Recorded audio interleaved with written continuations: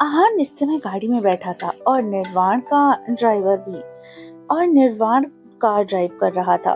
पर निर्वाण का दिमाग में कुछ चल रहा था और वो पूछना चाहता था कि आहान से। वही आहान बिना उसकी तरफ देखे बोलता है, पूछो।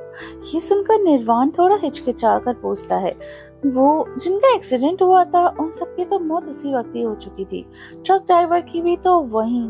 फिर आपने मैडम से झूठ क्यों बोला? वो लोग एकदम ठीक हैं। उनकी बातें सुनकर आहान के चेहरे पर एक ऐसा एक्सप्रेशन आया जो बिल्कुल सख्त हो जाता है और वो सीरियस होके कहता है, मैं नहीं चाहता उसे मेरी अंधेरी दुनिया के बारे में पता चले। जितना जानती है उतना ही बहुत है, इससे ज्यादा जरूरी नहीं उसके लिए जानना। वो बस खिलौना है जिसे मैं इस्तेमाल करना चाहता हूँ और उसके लिए उसका ठीक रहना बहुत जरूरी है। आखिर मेरा खिलौना है, मेरी ही रिस्पॉन्सिबिलिटी और उसका ख्याल रखने का। एक इंसान अपने खिलौने को बहुत प्यार और फुर्सत से संभाल कर रखता है, पर वो खिलौना खिलौना ही होता है। वही उसके साथ ही ये सब इट्स नॉर्मल। ये सुनकर तो निर्वाण अपने मन में बोलता है, इस आदमी को कौन समझाए, वो एक जीती जागती इंसान है। चीज और इंसान में फर्क होता है, शायद ये भूल चुका है कि चीज और इंसान में फर्क करना। वो दोनों अपनी ही सोच में खोए हुए कि तभी उसका आंध्र तोड़ते हुए आहान का फोन बजता है। आहान उसे उठा लेता है। उसका बॉडीगार्ड कहता है, हमारे लिए छोटे सर को संभालना बहुत मुश्किल हो रहा है, हम उन्हें संभाल नहीं पा रहे। यहाँ तक कि अभी अभी उनके केयर टेकर ने भी रिजाइन कर दिया है। ये सुन के आहान अपना सर पकड़ लेता और कहता है, उसका अच्छे से ख्याल रखना, मैं कुछ कहता हूँ। ये बोलकर वो फोन कट करता है और कहता है, मीटिंग्स कल पे शिफ्ट कर दो और मेरी ऊटी की फ्लाइट कर दो।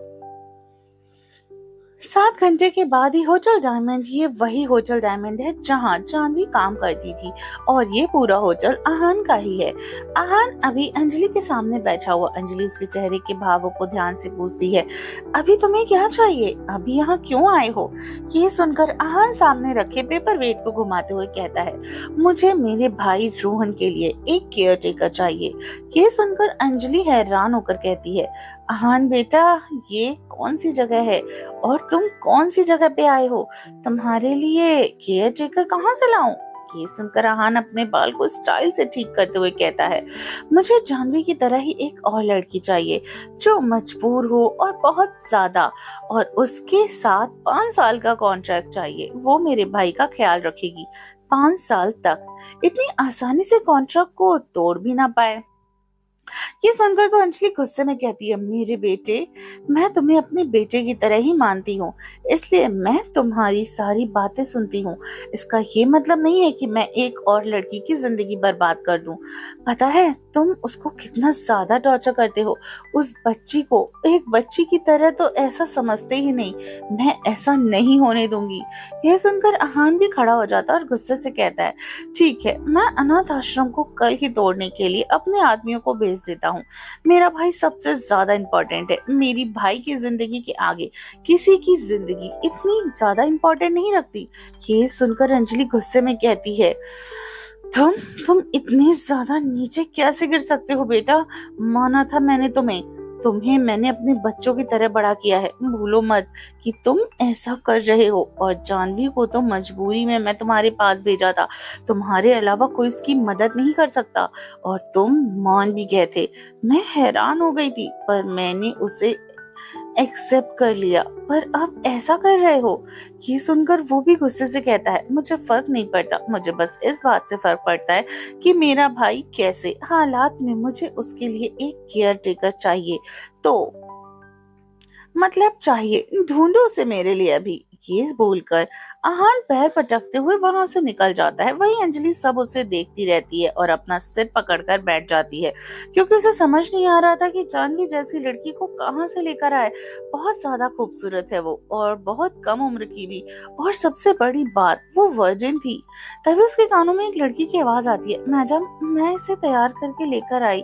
आई एम सॉरी, मैं पहली बार नहीं पाई आपको पहले बता नहीं पाई आपको इसके बारे में, ये बहुत ज्यादा मजबूर है और कुछ ही दिन पहले इसके चाचा चाची ने इसकी मम्मी पापा को मार डाला और इसे घर से निकाल दिया और पुलिस भी उसकी मदद नहीं कर सकती और इसकी बहन को भी निकाल दिया गया जो काफी छोटी है, उसे ब्लड कैंसर है।